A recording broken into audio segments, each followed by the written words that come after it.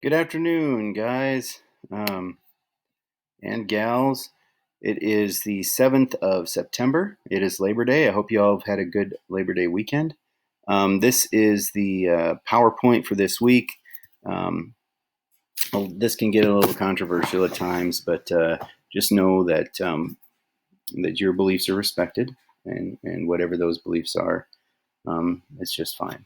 Okay, so without further ado, we're going to talk about the first humans, where they migrated from, possibly why they migrated, um, collapse of a species of human or two, and we'll move on from there. Okay. All right. So, where did humans come from? Where did humans come from? They came. I mean, honestly, it's the oldest question in the book. Like we discussed last week, or at least in last week's video. Um, it's the oldest question, right? Where we come from, who we are, where we're going. Okay, um, because answering that question can give us purpose, right? It helps us figure out who we are and why we are the way we are. So, I will say this: how you answer this question does depend on your beliefs.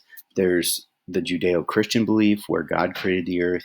There's um, there's the Iroquois belief where a bunch of animals were sent down from like an ether or an above area to a turtle, and then the turtle eventually um, creates the earth, and it's basically on his back. There's Pangu and the world egg, um, which that is. I've got story or links for all these if you'd like to check them out. But or there's the Nigerian Efik, who go against Abasi, their god, and figure out the world, and they gain knowledge and wisdom because they finally decide to go against him, and the world is created that way. There's a whole bunch of origin stories out there. There's also the Big Bang Theory and some other scientific theories. So that's not necessarily I mean, we really don't want to focus on that because there's so many different beliefs. However, the things that we can focus on is the evidence that we've found. Um, okay, so a few definitions before we get too far into this. Archaeology. It's the study of past societies through analysis of what people left behind. Okay. For instance, if you were to go over to Effigy Mounds, which is in eastern Iowa, you could find some of the coolest Native American artifacts. And those are things that have been dug up from the past that really helped people understand who they were. Okay, and they left these awesome mounds behind that are shaped like animals and things like that. If you go down near St. Louis, there's a place called Cahokia. It also has some really awesome finds like they have in the Effigy Mounds here in Iowa. Um, but that's how we learn. We find these things: pots, bowls, weapons, jewelry, whatever, and we learn about the past from those things. Fossils. Those are remains or impressions of an organism of a past geologic age that has been preserved in the Earth's crust. Now, there's been all kinds of different fossils found throughout time. There's dinosaur fossils. There's these little, I don't know what the kind of bug is, but they're a bug about that big. And anyway, but those help us to determine what was going on in that time period, which you can look at the rock and you can kind of figure that out. Finally, anthropologists. This is probably my favorite because I love studying people. So it's people who scientifically study humans, human behavior, and societies both in the past and in the present, right? In the past, especially to help us figure out why we are who we are in the present, okay? Which is important, right? Because we can look at that and find undesirable traits and try and weed those out for the future, if that makes sense to you guys.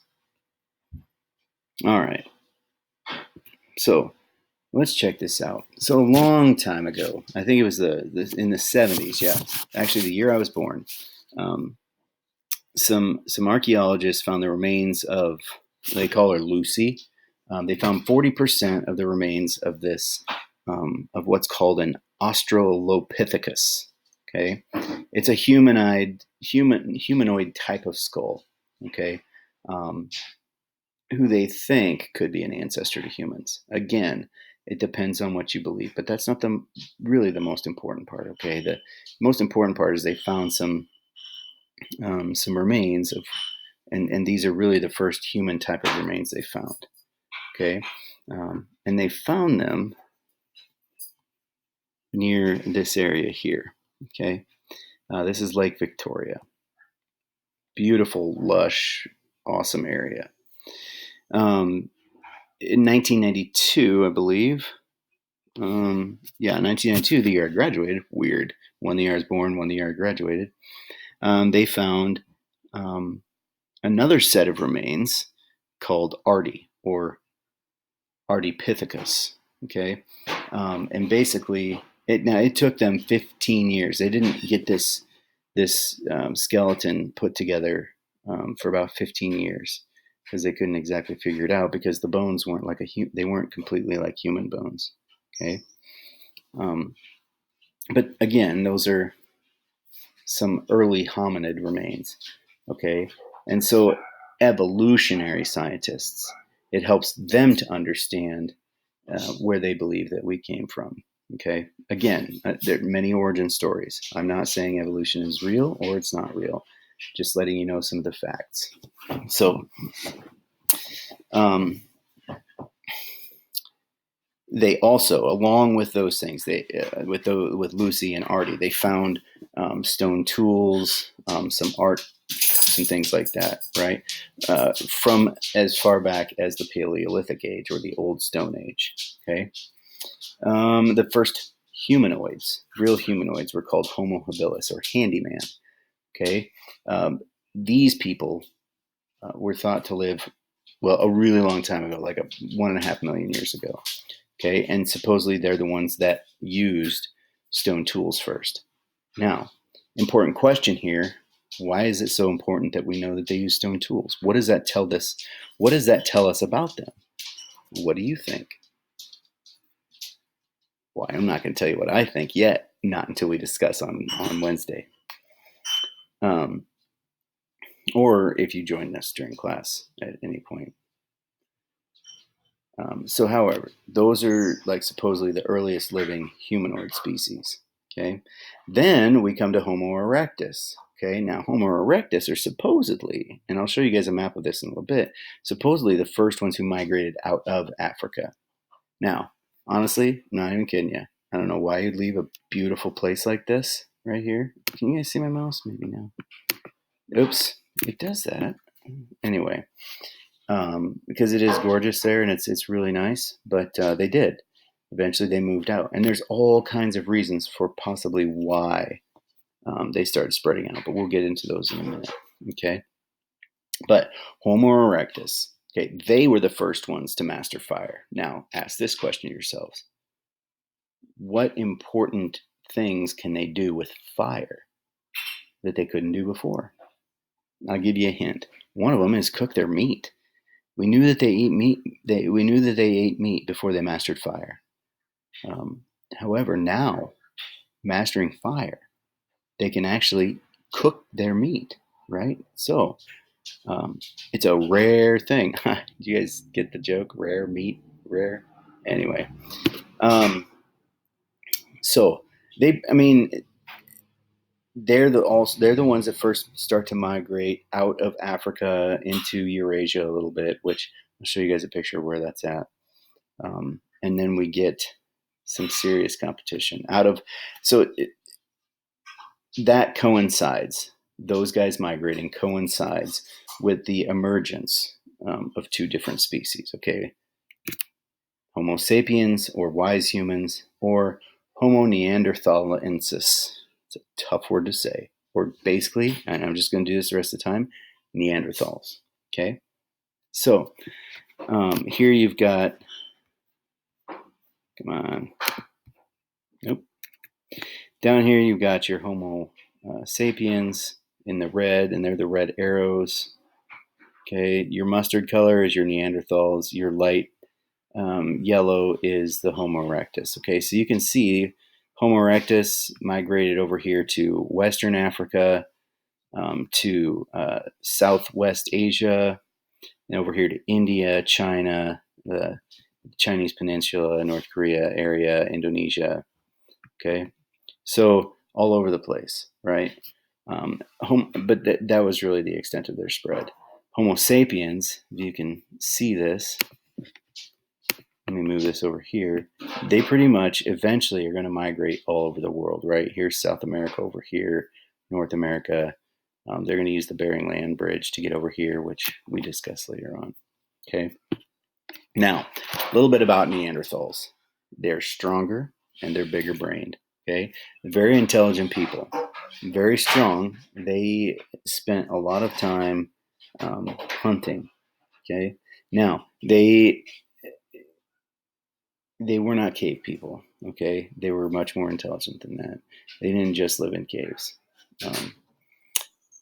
But we do know that they were bigger and stronger and had bigger brains, at least, than Homo sapiens. However, Homo sapiens, okay, they were nomads. They moved all over the place looking for food, looking for, the grass is greener on the other side type of deal. When they moved into the Neanderthal territory, they started competing basically against the Neanderthals, okay, competing for food sources, for water sources, just for anything, right? Now, why? Why did they migrate? That's the big question. Some people think that it's climate change, right? If you were to, now this is an interesting thing. So if you were to look at Google Earth, and there's like a time scale on there, and you look at Northern Africa from like whenever they started recording video of this time lapse, so like 1960s maybe until present day, you can see the growth of the desert there. Now, I don't know if that had anything to do with it, but temperature change can help with that, right? Or climate change. So that's one reason they thought that the Homo sapiens might have migrated. I think along with that, we could say, or we could at least surmise, that growing population pushed them further out because they had to find more food, if that makes sense to you guys. Okay. And they were also competing. I mean, if you think about other tribes, they're competing with those tribes as well, for that food and those natural resources. Okay. So supposedly, this is why they started migrating, and they did. They migrated all over the place. Now they're competing with the with the Neanderthals. Okay. Oops, I'm hitting the wrong button. All right.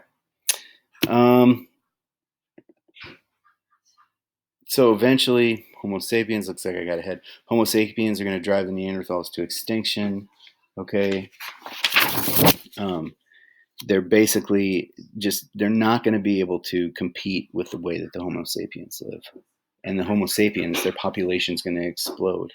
And eventually they're going to settle down, which we're not going to quite get to yet. But eventually they're going to settle down. So that really is the first humans. Okay. We pretty much, from the skulls and things like that found, we most resemble Homo erectus and Homo sapiens. Again, whatever your origin story belief is fine. And it doesn't have to contradict with the physical evidence that's been found out there. But again, I say these things because it is important, I think, just to at least have the facts, and understand where people come from. So, with that, right, there's a lot of contention amongst all kinds of people, from the anthropological community, archaeological community, scientific community, religious community, on what the origin stories are, right? However, the history of man, as well as the life around man, is complex. Okay, and it's going to be debated for years to come, right? Especially depending on people's beliefs. But that's okay. We're going to continue to work it, continue to teach to the best of our ability, and there it is. So remember, there are some of those discussion questions that you can answer using this information. All the information from the slideshow came from the Certell ebook, module 1.2. So if anybody has any questions, write them down, shoot me an email, or you can ask them on Wednesday during our video meet. Thanks, guys. Have a great day.